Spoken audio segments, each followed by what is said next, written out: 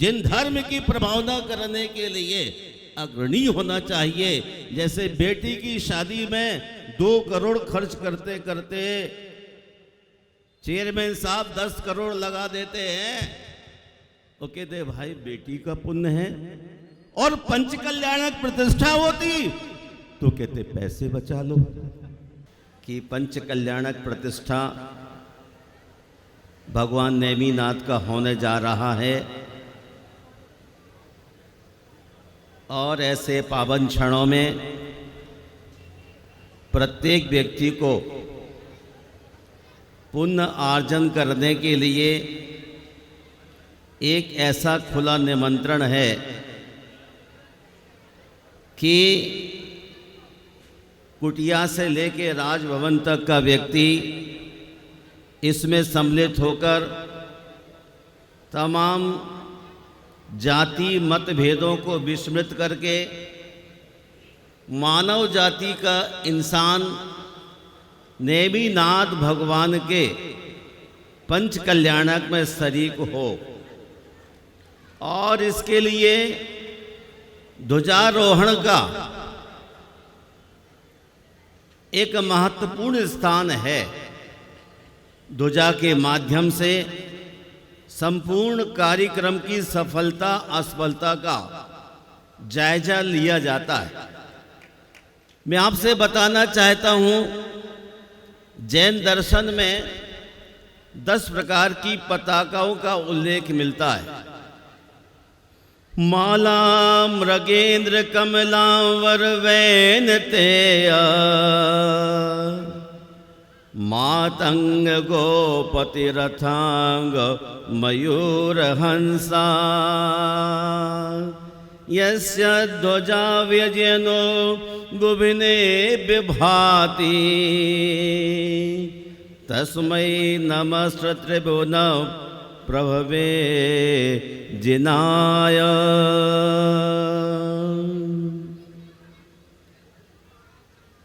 माला, सिंह, कमल, ध्वजा, तोता, हाथी, वृषभ, रथ, मयूर और हंस, इन 10 चन्नों से अंकित पाली ध्वज जिन मंदिरों पर फहराए जाते थे, मैं आज उसका महत्व आपको दर्शाना चाहता हूं कि माला पहनने से मन को हर्ष होता है। आपको चाइना की माला भी गले में डाली जाती है तो हर्षित हो जाते हैं। काश यदि यह गुलाब की, रजनीगंधा की और रात रानी की माला गले में हो तो कितना मन आह्लादित हो जाएगा। महानुभाव, दूसरी जो पताका है जिस पर सिंह का चिन्ह अंकित है वह पराक्रम का प्रतीक है। कमल निर्लेपता का प्रतीक है और ध्वज तीनों लोकों में विजय को कराने वाला है। वैनते का अर्थ कुछ अलग होता है, लेकिन प्रासंगिक आचार्यों ने वैनते का अर्थ तोता लिया है। तोता हमेशा स्वतंत्र रहना चाहता है, सोने के पिंजरे को भी वह पसंद नहीं करता। महानुभाव, हाथी गंभीरता का प्रतीक है। गोपति अर्थात बैल भद्रता का प्रतीक है। महानुभाव, रथ धर्म रथ को खींचता है और धर्म चक्र सदैव चलता रहे ऐसी भावना को करता है। 9वां मयूर का चिन्ह आनंद का प्रतीक है, जो झूमती नाचती हुई मयूर को देखकर प्रफुल्लित होता है। 10वीं पताका पर हंस का चिन्ह होता है, जो क्षीर नीर विवेक यानी न्याय का प्रतीक है। मैं आपको कहना चाहता हूं, ये ध्वजाएं यदि मंदिर पर होती हैं तो मंदिर का महत्व बढ़ता है, ध्वजाएं ना हो तो मंदिर का महत्व कम हो जाता है। पंडित आसाधर जी प्रतिष्ठा पाठ में फरमाते हैं कि मंदिर की शिखर पर लगे कलश से ध्वजा 1 हाथ ऊंची हो तो आरोग्य कारक है। कलश से यदि चाप से कलश के 1 हाथ ऊंची ध्वजा हो तो उस क्षेत्र में आरोग्य बरतता है। 2 हाथ ऊंची ध्वजा हो तो पुत्र और संपत्ति को प्रदान करने वाली है। महानुभाव 3 हाथ ऊंची ध्वजा हो तो धन्य धान्य को देने वाली है।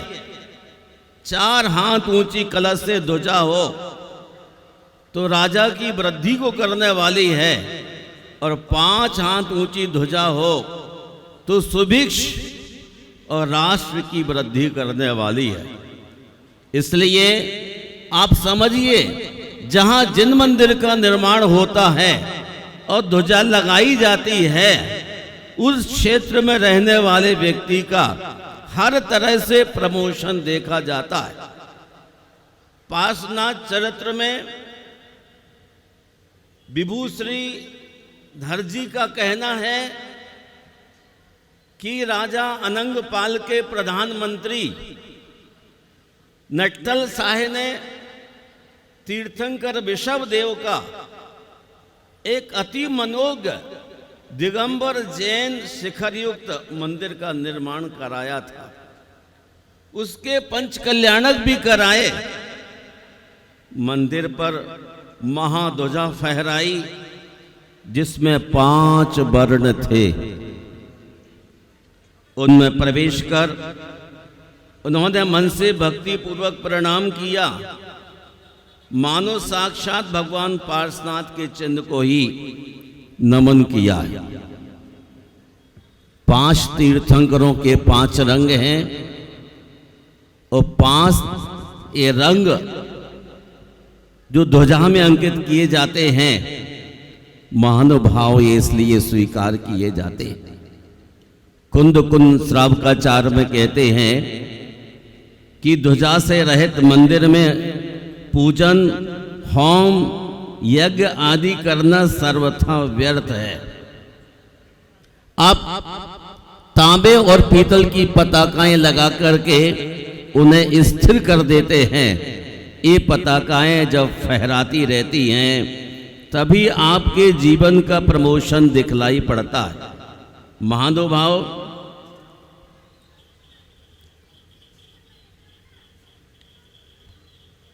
बंधन मुक्त होती ही ध्वजा फहराने के साथ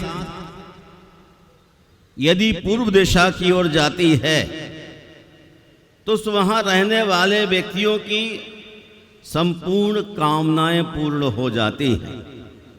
यदि वही पताका उत्तर की ओर उड़ जाए तो ध्वजारोहण करता और तद निमित्तिक को आरोग्य और संपत्ति का लाभ होता है।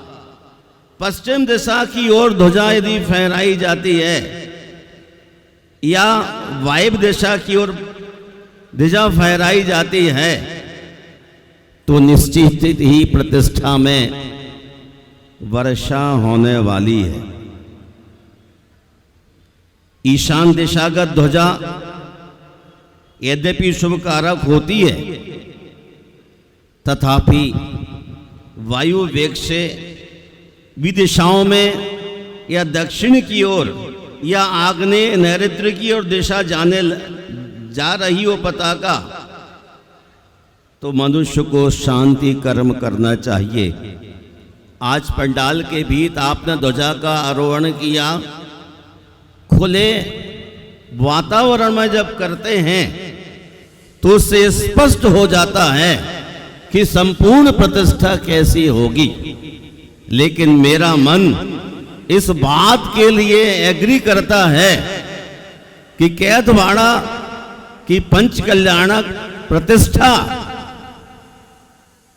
सानंद संपन्न होगी।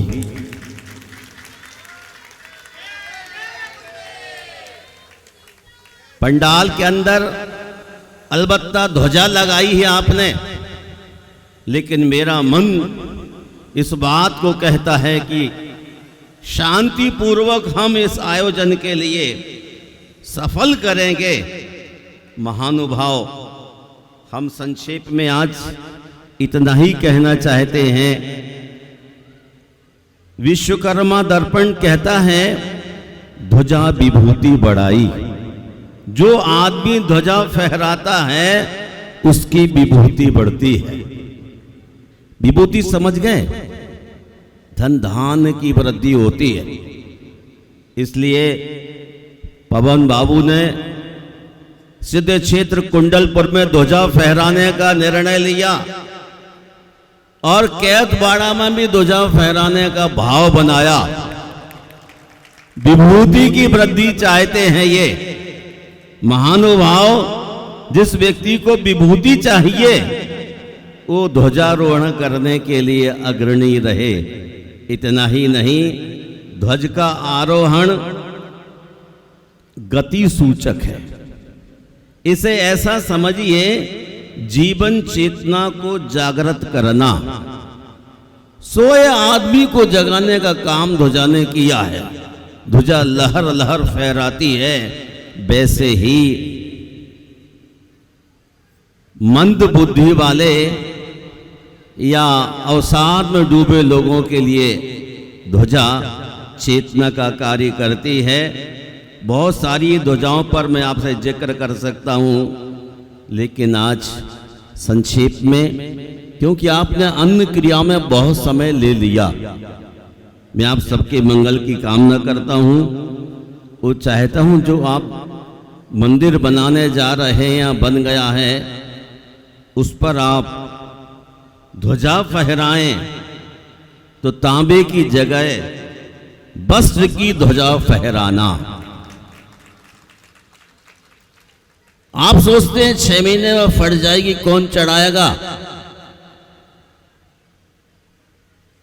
यदि आपका परिवार में कोई काम नष्ट हो जाए, डिस्टर्ब हो जाए, तो भी आप 6 महीने क्या 2 महीने में उसको ठीक कर लेते और मंदिर के शिखर पर वस्त्र की ध्वजा फहराते हैं। और फहरते फहरते वो फट जाए तो समाज के कार्यकर्ताओं का यह कर्तव्य होता है, जब आपने दायित्व अपने कंधों पर लेने का निर्णय किया है, अध्यक्ष, मंत्री, कैशियर पदों को सुशोभित करने के लिए उछलते हैं, तो आपको ध्वजा को भी फहराना चाहिए। 6 महीने के अंदर कम से कम ध्वजा को एक बार बदल करके अपनी संपूर्ण समाज के विकास के लिए आपका दायित्व तो आपके हाथों में है। और यदि आप बिल्कुल प्रमादी हो जाते हैं, आलस्य से भर जाते हैं,